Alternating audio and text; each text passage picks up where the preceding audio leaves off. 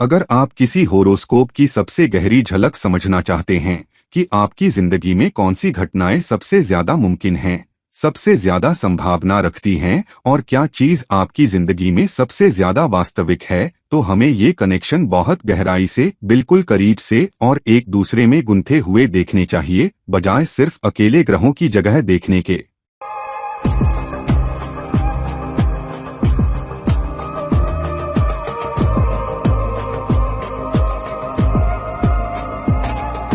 Hello, नमस्कार और आदाब दोस्तों।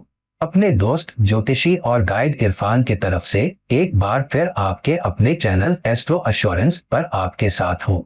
सवाल ये है कि हम अपने होरोस्कोप को कैसे देखें, उसे गहराई से कैसे समझें और उससे बेहतर मतलब कैसे निकालें।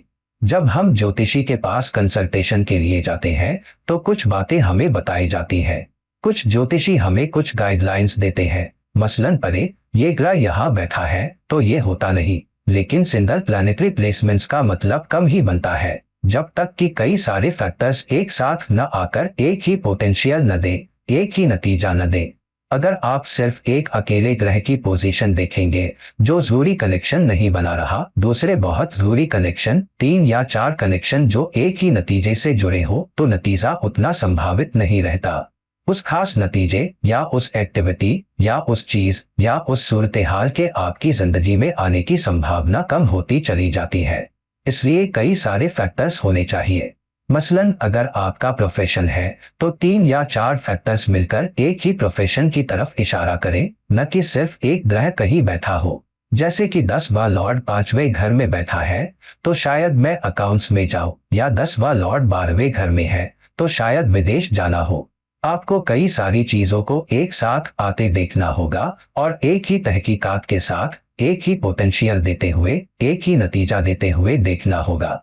ये देखने के लिए आपको कनेक्शन बनाने आने चाहिए, कनेक्शन पर कनेक्शन। जितने ज्यादा कनेक्शन आप बना पाएंगे उतना ही बेहतर आपका होरोस्कोप समझ आएगा और आप देख पाएंगे कि आखिर पोटेंशियल कहाँ से रहा है।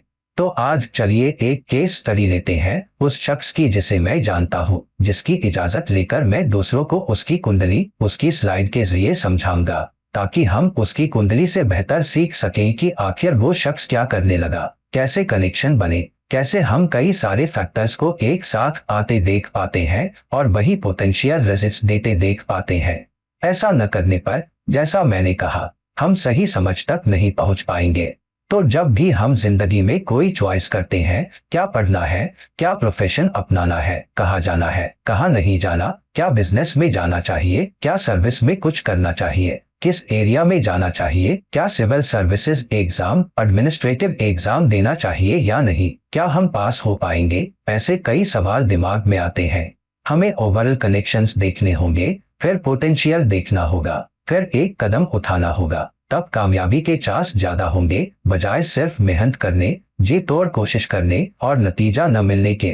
तो चलिए अब एक केस स्टडी में कूदते हैं जहां कई सारे कनेक्शंस के जरिए हम देख सकते हैं कि कैसे उस शख्स के नतीजे जो उसे मिले और जो काम उसने किया वो उसके लिए आसान हो गया। अब ये है अभय नाम के शख्स की कुंडली, और अभय का जन्म लंदन, यूके, यूनाइटेड किंगडम में 6 अक्टूबर 1976 को सुबह 6:23 बजे हुआ था। तो 6 अक्टूबर 1976 को पैदा होने के नाते आप समझ सकते हैं कि ये शख्स अपनी लेट 40s में है और लंदन में पैदा हुआ है। हमारे नजरिए से, भारतीय नजरिए से वो एक फॉरेन है, मगर उसके लिए वो लंदन का ही नेटिव है।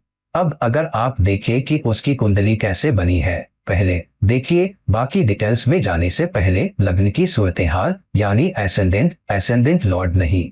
शुरुआत एसेंडेंट से करते हैं। एसेंडेंट है कन्या। अब एसेंडेंट के कितने डिग्री है? एसेंडेंट 10 डिग्री कन्या में है।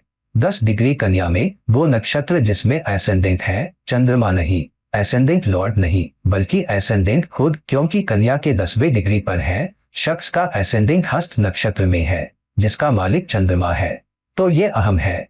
अब लग्नेश कहाँ है? लग्नेश है बुध, और वो लग्न में ही है, एक्साल्टेशन में, अपने ही एक्साल्टेशन साइन में। ये एक और ताकतवर इशारा है। हालांकि बुध का नक्षत्र क्या है? बुध का नक्षत्र है उत्तरा फाल्गुनी, जिसका मालिक सूर्य है। तो क्योंकि बुध उत्तरा फाल्गुनी नक्षत्र में है, जिसका मालिक सूर्य है, तो सूर्य किस घर का मालिक है? सूर्य 12वें घर का मालिक है। तो शख्स की जिंदगी 12वें घर से जुड़ रही है। ये पोटेंशियल उसके जन्म के वक्त ही मिल गया था, क्योंकि वो उत्तरा फाल्गुनी नक्षत्र में है, जिसका मालिक सूर्य है। सूर्य 12वें घर का मालिक है और 12वें घर का मालिक सूर्य भी बुध के साथ लग्न में बैठा है। तो यहाँ लग्न का 12वें घर से बहुत बहुत मजबूत कनेक्शन है, यानी विदेश या क्लिनिक, अस्पताल या आर्म्ड सर्विसेज या अकेले एकांत में काम करने वाला प्रोफेशन। तो ये बात याद रखिए। तो शुरुआत से ही हमारा चंद्रमा से बहुत मजबूत कनेक्शन है, क्योंकि लग्न हस्त नक्षत्र में है, जिसका मालिक चंद्रमा है। सूर्य का नक्षत्र भी हस्त है, सूर्य भी हस्त नक्षत्र में ही है। तो लग्न का चंद्रमा से रिश्ता बनता है, सूर्य का चंद्रमा से रिश्ता बनता है। 12वां घर, 12वें घर का इशारा चंद्रमा से कनेक्शन बना रहा है, शख्स की भावनाओं से, शख्स के जीने के तरीके से, क्योंकि बुध भी उसी लग्न में है। अब बुध उसी नक्षत्र में तो नहीं है, मगर वो सूर्य के नक्षत्र से है। मतलब ये शख्स जो भी करेगा उसमें बहुत जिम्मेदारी लेगा। अगर पढ़ाई करेगा तो बहुत जिम्मेदारी, अकाउंटेबिलिटी लेगा। और बुध कंबस्टेड नहीं है। बुध और सूर्य के डिग्री में काफी फर्क है, लगभग 14 से 15 डिग्री। तो बुध यकीनन कंबस्टेड नहीं है, मगर एक विदेशी एलिमेंट और चंद्रमा से जुड़ाव, साथ ही 12वें घर का क्लिनिक्स वाला मालिक भी तस्वीर में आ रहा है। तो यहाँ शुरुआत से ही कनेक्शंस जमा हो रहे हैं। फिर क्योंकि आपने पहले लग्न देखा है, आप हमेशा लग्न और लग्न में बैठे ग्रहों को पहले देखते हैं।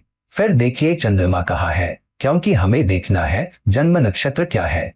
चंद्रमा 11वें घर का मालिक है, जनता, इच्छाएं और ख्वाहिशें पूरी होने का, और वो 6वें घर में बैठा है, बीमारी, कानून, प्रशासन, अकाउंट्स, कर्ज, लोन, और वो कुंभ राशि में है। मगर चंद्रमा किस नक्षत्र में है?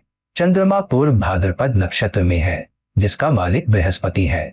तो तीसरा कनेक्शन जो हमारे पास है अस्पताल, बीमारी से जुड़ने का, वो ये है कि चंद्रमा छठे घर में पड़ा है।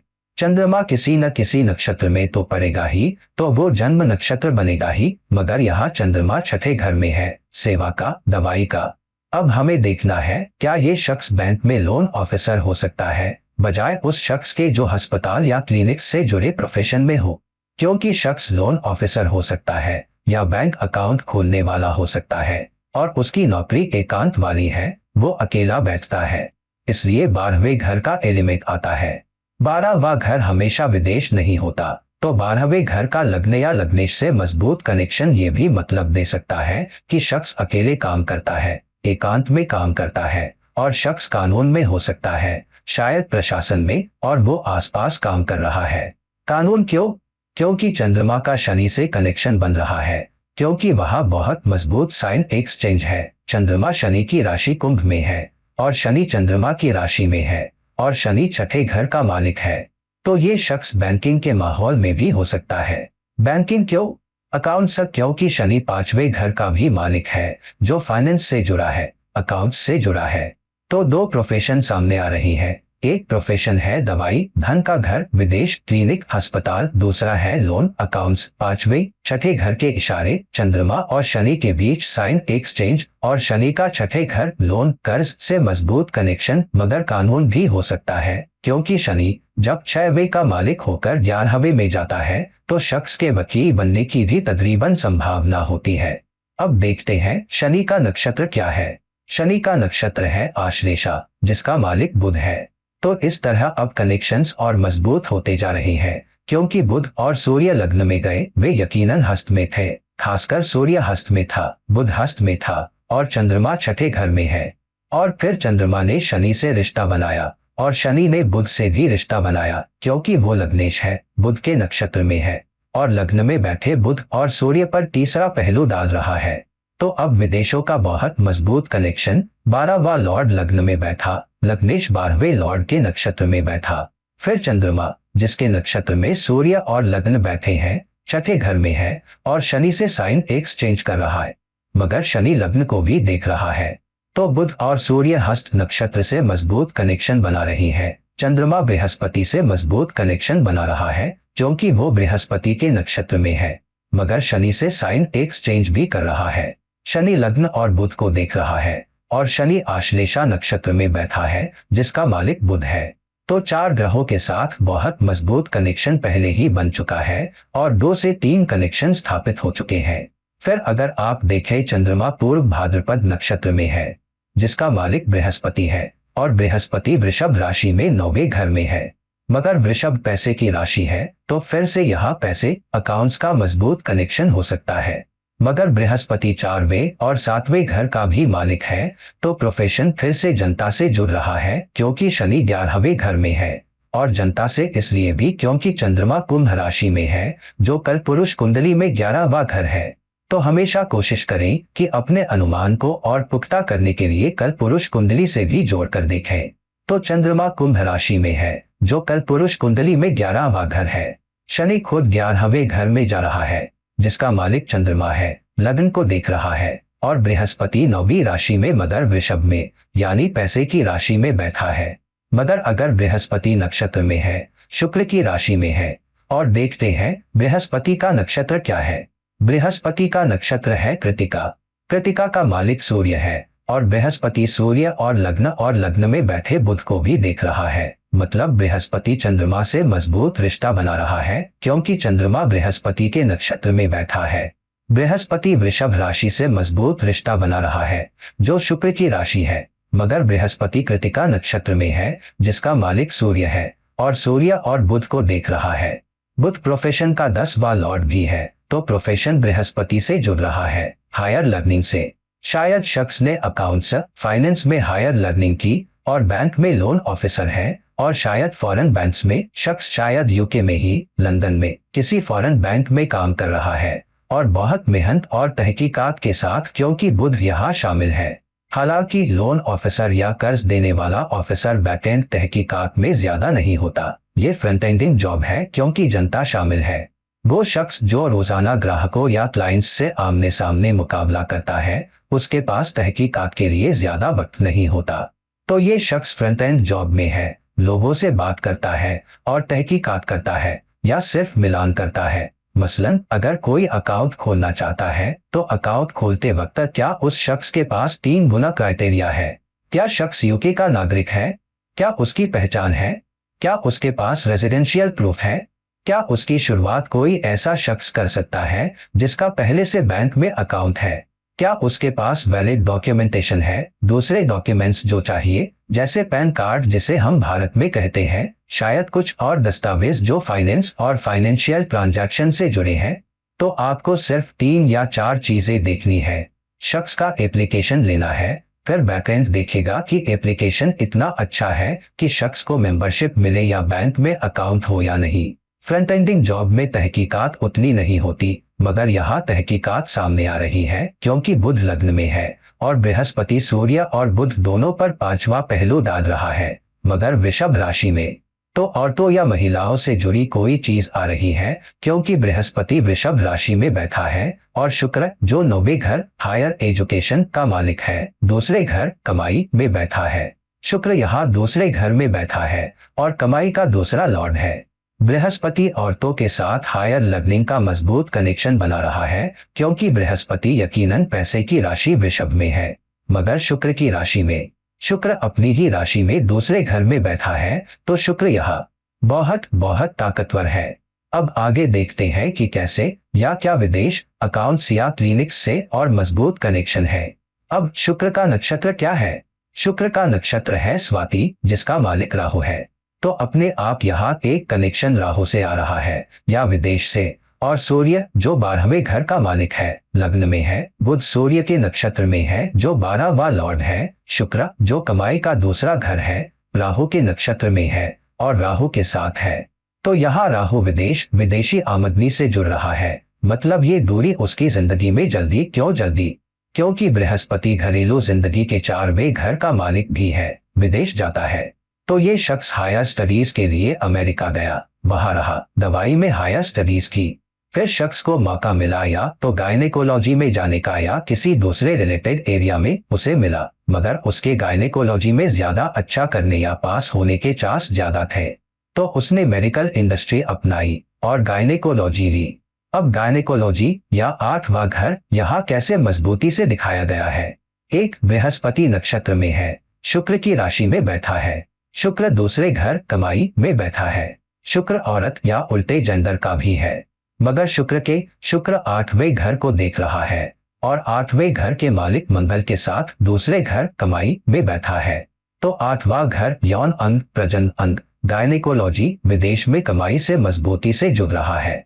और दूसरी बात यह है, जब भी मंगल और शुक्र साथ हो, उल्टे जेंडर का मजबूत इशारा होता है उस युति से, उस योग से। जब भी मंगल और शुक्र मजबूती से जुड़े हो, उल्टा जेंडर फोकस में आता है, तो आपकी कमाई उल्टे जेंडर से जुड़ रही है। मंगल और शुक्र आपको उल्टे जेंडर के लोगों से मजबूत कनेक्शन भी दे सकते हैं, तब भी जब आप किसी रिलेशन में हो। मगर अभी इतना मजबूत इशारा नहीं है, तो हमेशा ये न माने कि मंगल और शुक्र साथ हैं तो शख्स किसी में पड़ सकता है। ऐसा केस नहीं है। मगर यहाँ मंगल और शुक्र साथ हैं, मतलब वे 8वें घर के प्रोफेशन से जुड़ रहे हैं। 8वां घर क्या है? जानकारी खोदना, चीजें खोदकर निकालना, छुपी चीजों में जाना। क्या छुपा है? प्रजनन अंग, यौन अंग छुपे होते हैं। अंदर खोदना मतलब शख्स का गायनेकोलॉजी प्रोफेशन। गायनेकोलॉजिस्ट क्या करता है? दस्ताने पहनता है, औरतों के प्रजनन सिस्टम के अंदरूनी चैम्बर्स में जाता है, बहुत कुछ करता है, इलाज करता है, ठीक करता है, शायद इम्प्लांट करने की कोशिश करता है, अगर शख्स चाहे प्रेगनेंसी में मदद करता है। कई सारे फैक्टर्स यहाँ जुड़ रहे हैं। हालांकि शख्स सिर्फ गायनेकोलॉजी ही नहीं कर रहा, बल्कि उन केसों में भी शामिल हो सकता है जो आ रही है, जो इमरजेंसी केस है, जो टाके लगाने, घुमसिलने से भी जुड़े हैं। ताकि क्यों? सर्जिकल चाकू का इस्तेमाल, क्योंकि केतु यहाँ बैठा है। और अगर आप देखें, केतु के देवता के हाथ में एक तेज चाकू है और मंगल यहाँ शामिल है। मंगल 8वां लॉर्ड भी है और शुक्र उल्टे जेंडर और राहु विदेश के साथ दूसरे घर कमाई में बैठा है। तो विदेश यहाँ बहुत बहुत मजबूती से दिखाया गया है। बृहस्पति जो चौथा लॉर्ड है, लंबी दूरी के सफर के 9वें घर में भी है और कई सारे फैक्टर्स सब जुड़ रहे हैं। फिर वहां केतु खुद है। केतु अश्विनी नक्षत्र में बैठा है, जिसका मालिक खुद है। एक डॉक्टर, एक हीलर। असल में अश्विनी को सैकड़ों डॉक्टरों, सैकड़ों हीलर्स का नक्षत्र कहा जाता है। तो अब ये मजबूती से स्थापित हो गया। शख्स हायर स्टडीज के लिए विदेश जाएगा, यूके से दूर, वो अमेरिका में है। उसने अमेरिका के एक मेडिकल स्कूल में गायनेकोलॉजी की डिग्री की, वहां अप्रेंटिस के तौर पर रहा, स्टाइपेंड मिला और फिर आखिरकार बहुत अच्छा किया और 4 या 5 साल के भीतर गायनेकोलॉजी डिपार्टमेंट का हेड बन गया, क्योंकि सूर्य यहाँ लग्न में आ रहा है। तो ये उसमें बहुत स्किल्ड इंस्टिक्ट है। मगर क्या शख्स बहुत मेहनती है? क्योंकि शनि लग्न में बैठे बुध और सूर्य दोनों को देख रहा है, तो बहुत बहुत संगठित, नियम और कायदे मानने वाला, रिवाज मानने वाला, जो भी स्थापित नॉर्म्स हैं उन्हें मानने में बहुत सख्त है। तो शख्स आखिरकार एक विदेश में, अमेरिका में गायनेकोलॉजी डिपार्टमेंट का हेड बन गया, जो विदेश में घर देता है। विदेश में घर क्यों?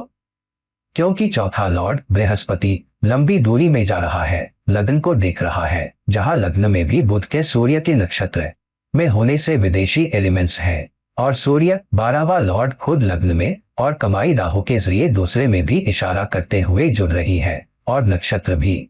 तो अगर आप देखें, ओवरऑल फ्लेवर है। आप जानते हैं चंद्रमा क्योंकि लग्न नक्षत्र हस्त है, सूर्य हस्त नक्षत्र में है। फिर राहु का लॉर्ड क्योंकि शुक्र राहु के नक्षत्र में है, राहु भी वहां है, तो ये बहुत मजबूत कनेक्शन है।